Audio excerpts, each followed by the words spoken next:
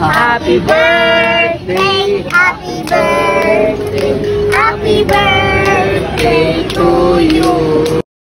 At dahil nga birthday today ng aking panganay ay talaga namang napakasaya at sobrang excited ng naging gising namin. At ayan, kitang-kita nyo, napapasayaw pa nga yung aking bunso. At dahil nga wala kaming budget ni Daddy para sa kanyang pictorial, ay nag-DIY pictorial na nga lang kami. Tignan nyo naman mga mima, kamukhang-kamukha ko talaga yung panganay ko.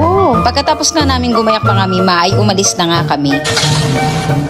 Sinama nga pala namin sa aming pag-alis yung kanyang lolo at lola at yung kanyang pinsan na kaedad din niya. Medyo malayo nga rin mga mima yung aming biyahe, kaya naman yung aking bunso ay nakatulog na. Eto nga mga mima, nandito na nga kami sa NLEX at i-flex ko nga sa inyo tong si Boss Loco na talaga namang kahit taba-taba ngayon. At habang nasa biyahe nga kami mga mima ay talaga namang napakadami naming napagkikwentuhan. Alam nyo na mga mima, mga kwentong nung araw, gawa nga nung kasama namin sa biyahe ang aking nanay at tatay. Habang nasa biyahe nga mga mima ay talaga namang kabang-kaba ako at talaga namang napakalalaki ng mga sasakyan at mga pagkahaba-habang truck nga ang aming mga kasabay.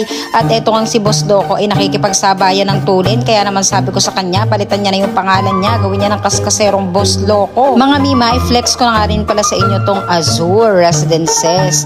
Alam niyo ba mga mima, dapat talaga dyan namin gaganapin yung birthday ng aking anak dahil talaga namang napakaganda dyan. Kaya lang mga mima, taon-taon kasi umuulan, kaya naman sabi ko sa anak ko, wag na tayong mag-book dyan dahil baka mamaya umulan na naman, hindi ka rin naman makapag-swimming. Pero tignan mo nga naman ang tadhana mga mima, sa 6 na taon niyang pagbe-birthday ngayon nga lang hindi umulan. At dito na nga kami natuloy mga mima, nag-SM Pampanga na lang kami para naman sa gayon makapag-sky ranch nga itong aking anak na panganay. Tapat nga pala nitong SM Pampanga yung Robinson Pampanga. At eto na nga mga mima, nandito na nga kami sa aming destinasyon. At eto nga mga mima, yung kanyang daddy ay napagdesisyonan nga na kumuha ng trolley dahil nga itong bunso ko kapag ganitong mga nakaraan lagi ngang nagpapabuhat. Dahil nga alas 4 pa lang ng hapon mga mima ay nagmerienda na muna kami dito sa Jollibee para naman bago kami pumunta sa Sky Ranch busog tong mga bagets. Flex ko nga sa inyo mga mima yung aking nanay at tatay at talaga namang magkakbay pa habang naglalakad dito sa mall. Nako mga mima, madalang sa pagkakataon na ganyan yung dalawa na yan. At ayan nga mga mima, natanaw na nga namin yung Sky Ranch, kaya naman yung aking bunso ay talaga namang nagtititili na sa tuwa. At pagdating nga namin dito sa entrance mga mima ay merong mga nakamaskot, kaya naman yung mga bata talaga namang tuwang-tuwa at talagang nilubos na namin ang pagkakataon at nagpa-picture na nga sila. At ayan nga mga mima, sobrang saya na nga ng panganay ko at yan naman talaga ang gusto namin ng daddy niya, yung maging masaya siya sa araw ng birthday niya. Nakakatuwa nga mga mima dahil talaga namang yung bunso ko ligalig na ligalig din sa tuwa. At para nga hindi masayang ang oras namin mga mima ay bumili na nga yung aking asawa ng mga ticket para naman sila ay makasakay na sa mga rides dito sa Sky Ranch. Inuna na nga nilang sakyan mga mima itong field runner at yung lolo at lola na lang nila yung pinasama namin. Ayaw pa nga daw ni tatay at baka daw siya himatayin.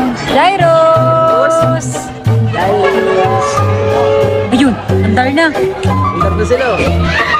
Wala din talaga akong masabi dito sa Sky Ranch Pampanga dahil talaga namang napakagaganda ng kanilang mga rides. At mga mima, dito nga sa Super Viking na ito ka makakarinig ng talaga namang napakalalakas na mga sigawan. Kahit nga ako mga mima, hindi mo rin mapapasakay sa mga ganyang rides. At dahil nga mga mima, meron ditong minimum height at eto yung bunso ko ay nag-picture na nga lang at tignan nyo naman mga mima, talaga namang amazed na amazed siya sa kanyang mga nakikita. Sana sa next balik namin mga mima ay pwede na siya. At ito nga pala mga mima, yung unang sinakyan ng maglololo.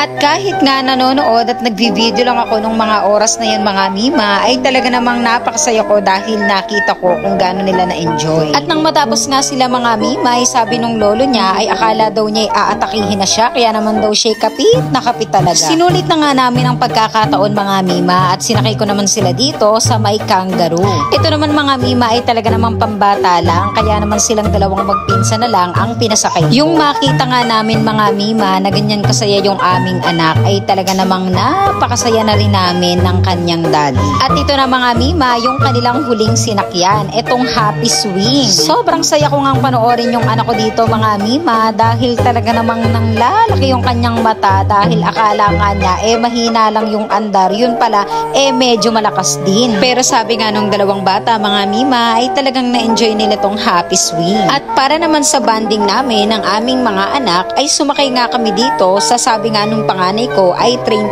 chuchug. Eto nga lang din kasi mga mima, yung pwedeng sakyan ng aking bunso. Pero may bayad yan mga mima, kahit ganyan lang at kandong ng daddy niya. Miss na nga din namin to mga mima para naman makapag-picture kaming apat. Paalis na nga kami niyan mga mima, pero binidyohan ko lang ng kaunti dahil talaga namang napakaganda ng Sky Ranch sa gabi mga mima. Syempre mga mima, pag birthday dapat may cake. Kaya naman kami ay dumiretso na dito sa Contis dahil ito ang paborito ng Mr. And sad to say mga mima, wala yung cake na gusto niya, kaya naman dumiretso na kami dito sa Red Ribbon at dito na nga lang kami bumili ng cake para sa aking panganay. Paalis na nga kami mga mima ng SM Pampanga kung saan naman ay pupunta kami dito sa Ningnangan para naman dito na kami maghapunan. At eto nga si Boss Loco, pinapasayaw pa ako ng laban-laban o bawi-bawi. Talagang malakas ang Loco. Sobrang favorite nga pala namin dito sa Ningnangan mga mima dahil talaga namang sobrang fresh ng kanilang mga tinda, tapos saka mo na lang ipapaluto kung anong luto yung gusto mo. Pero konti nga lang yung pinili namin mga mima dahil nga konti lang din naman kami at maihinang kumain yung mga kasama ko. So pricey nga lang talaga dito mga mima, pero masasabi ko naman na sulit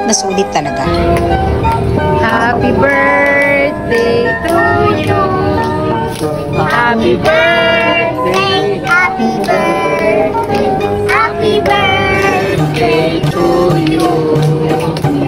Smile ka na? Happy birthday, Paula! Happy birthday, Nak. Yay! Happy birthday, Nak!